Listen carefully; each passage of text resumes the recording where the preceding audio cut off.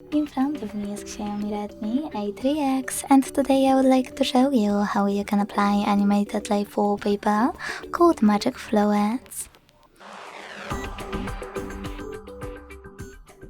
Begin by opening Play Store and downloading free app called Magic Fluids Light Fluid Sim from Mad Scientist. When it's ready, launch it. Then mute the music by clicking at the bottom left corner. Wait for the pop-up and select Consent. Then click on this gear at the top left corner and operate all of those wallpaper options however you wish to. Then click at the top right corner and bottom right corner. Select Set as Live Wallpaper, hit Yes, tap on Set Wallpaper and decide where.